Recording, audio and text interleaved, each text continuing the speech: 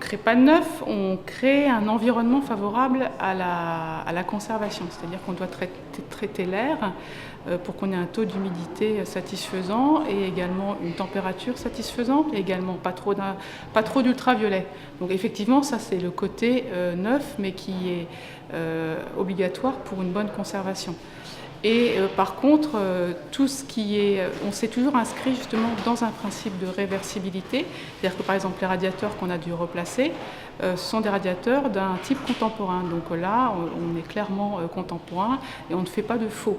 Et par ailleurs, on a conservé tout ce qui était d'origine, tout ce qui en fait de la période d'occupation de Louis-Majorelle, dans un souci de conserver cette valeur d'authenticité et d'intégrité. C'est pourquoi les décors par exemple de peinture murale sur plâtre dans l'entrée ont été restaurés comme on restaure une fresque du XVe siècle. Toutes les écailles ont été recollées et elle est dans son état, elle a été sauvegardée. On n'a pas détruit cette peinture pour en reproduire une autre, identique mais neuve. Alors les plus grosses opérations, c'était effectivement ces peintures murales qui étaient toutes écaillées, qui avaient subi des effets de condensation, donc assez délétères pour leur conservation. Donc là, c'était un gros travail pour les restaurateurs de peinture murale. On peut citer aussi les ébénistes et menuisiers qui ont travaillé sur toutes les boiseries, qui avaient souffert en fait d'un chauffage excessif. Les restaurateurs de peinture sur toile aussi, les toiles marouflées avaient souffert également de ce chauffage, donc étaient tendues. Et puis on a eu un gros travail aussi de peinture, du peintre décorateur qui a fait tous ces décors qui évoquent en fait la finition d'origine que vous voyez dans la cage d'escalier, dans la salle à manger, dans le salon.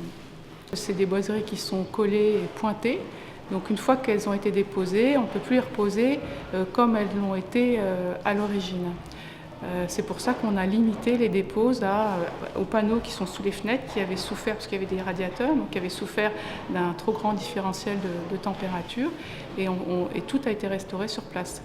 Les menuisiers, les peintres sont restés 11 mois dans cette maison, donc c'est devenu un peu leur maison. Un regard de fierté, parce que c'est quand même un élément majeur du patrimoine nancéen, la Villa Majorelle, qui pas seulement est restaurée, mais est offerte au public. Parce que maintenant, on a un lieu qui va être visitable par le grand public, les touristes, les Lorrains, les scolaires, enfin, toutes les personnes qui ont envie de voir ce qu'est une villa d'artistes de l'Art Nouveau à Nancy pourront visiter cette villa. Alors les travaux ne sont pas complètement terminés, il reste encore une phase, mais qui se fera, comme on dit, en milieu occupé, c'est-à-dire sans nuire à la visite par le public. On a réussi à faire les extérieurs dans des délais raisonnables. On a, je crois, bien avancé, bien travaillé sous l'autorité de Camille André, que je salue pour la qualité de son engagement professionnel.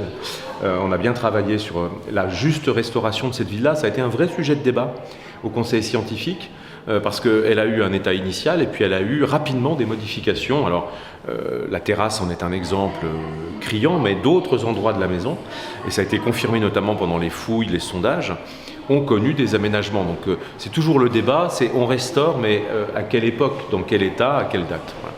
Donc tout ça est maintenant parfaitement réalisé.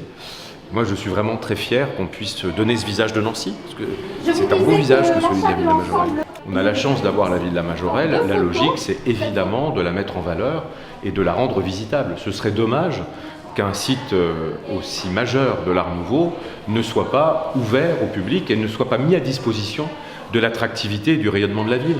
Je rappelle qu'il y a récemment un classement qui a été fait des grandes villes françaises en fonction de la qualité de leur patrimoine. On était la 4e ville la plus attractive par la beauté de ses monuments et de ses sites.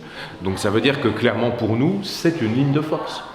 Donc oui, évidemment, il y avait besoin de faire cette ouverture et ça vient compléter finalement la démarche autour de l'Art Nouveau. Il y a un musée qui est un lieu où on peut voir beaucoup d'objets, beaucoup d'œuvres d'art. Mais je crois que ce qui est intéressant dans une villa comme la Villa Majorelle, c'est de voir finalement la villa telle qu'elle était au moment où elle a été habitée. Et finalement, la villa telle qu'elle a été conçue pour son usage d'habitation, c'est une autre façon en fait de mettre en avant le patrimoine et de l'expliquer.